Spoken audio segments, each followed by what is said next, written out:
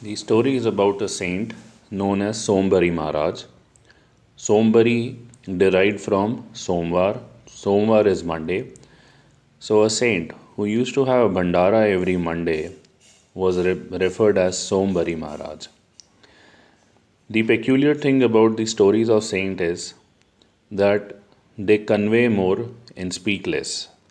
So, a lot of learning is actually derived thinking about them. The sentence might be a single, but what it means is 10 times what it is said. So there are three instances which I feel should be shared, which are about Sombari Maharaj.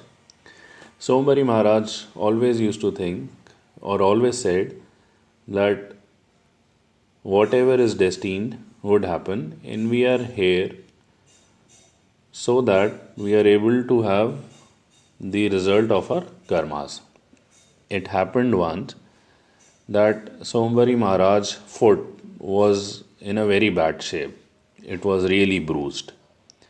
So, of course, the people around him were not happy, and it was painful for them to see his foot so badly bruised.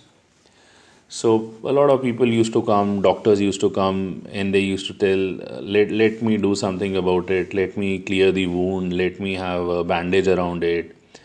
Sombari Maharaj used to say, no, this is there for next 15 days and it would remain like this. So initially, despite the resistance, Sombari Maharaj did not allow anyone to touch the wound. But eventually, when people could not withstand the wound, they said, no, Baba, we'll do it. So a doctor came, he did bandage and he catered to the wound. But in place of it getting better, it got worse. Baba said, I told you, you need to wait for 15 days. It is my prarabdh, so it would take 15 days. They did everything what they could to heal it, but as the story says, it took exactly 15 days, and after 15 days, the wound got healed by itself. So, on thinking, I think this happens with all of us, that we have seen that despite sometimes the medical attention, despite having the best of the facilities, we are unable to get rid of a particular disease or ailment. So, whatever time the disease or ailment is destined for us, we need to face it. The second instance is about the fishes which were within the complex or the premises or the area which is supposed to have the protective layer of Sombari Maharaj. The story is about when Britishers were actually in India. So few British officers came to the area and they saw the fishes, they saw the deer, and they wanted to go for a hunt.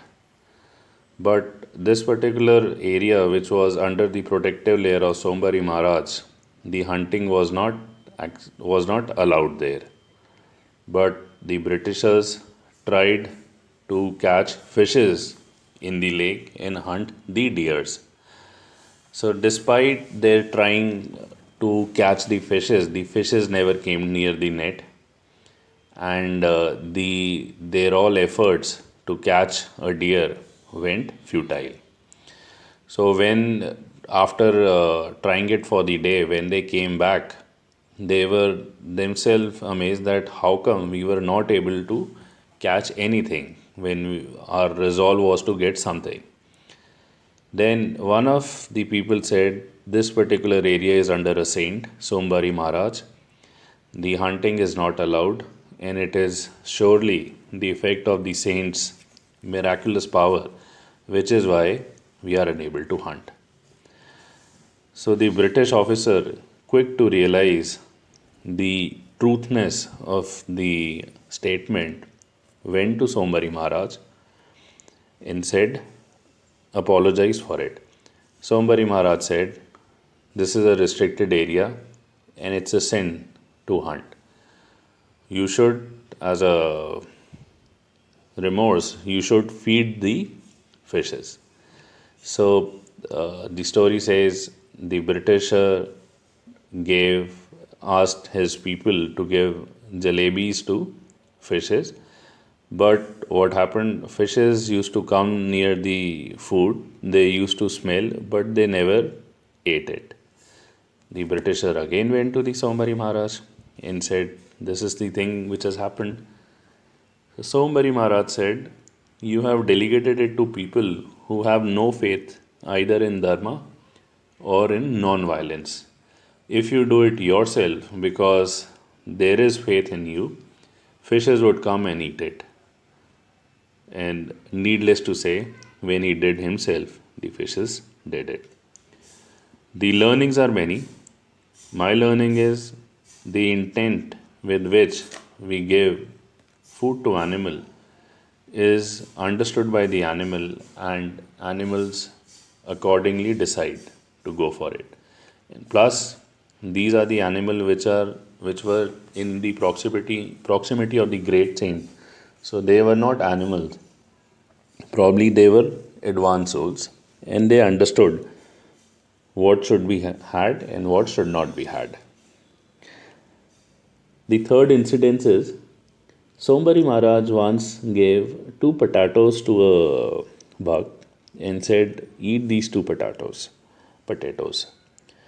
The bhakt went to the nearby river and started following what was told to him. He ate one potato. The moment he was about to have the second one, a beggar came to him. He said, "I have not had anything since last 2 days. I saw you having one potato. You already have one. I request you give me the second one."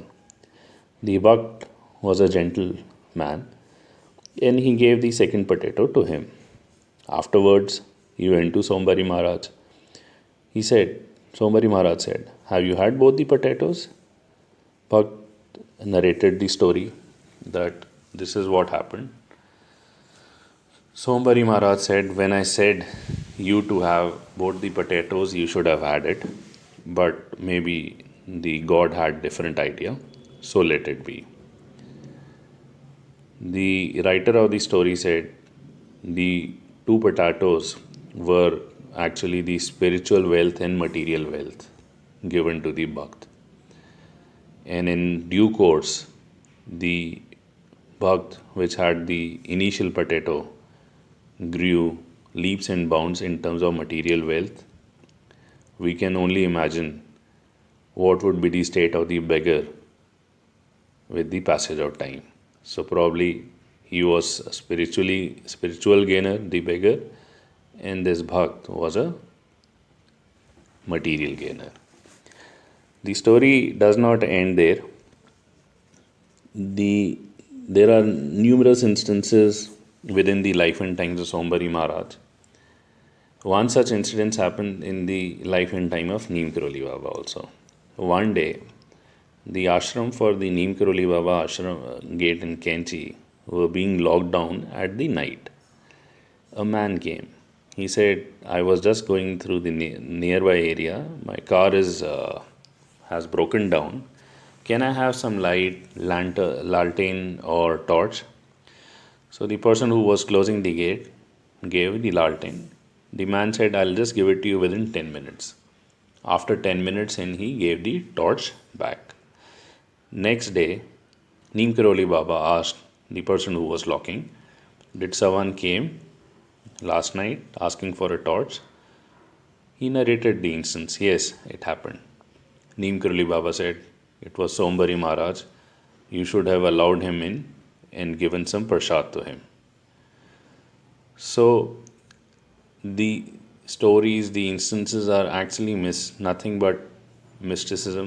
They have a lot of mystery in them, and we can only rethink how these stories happened and what message do they have. If you like the content, would request you to leave a comment. Thank you.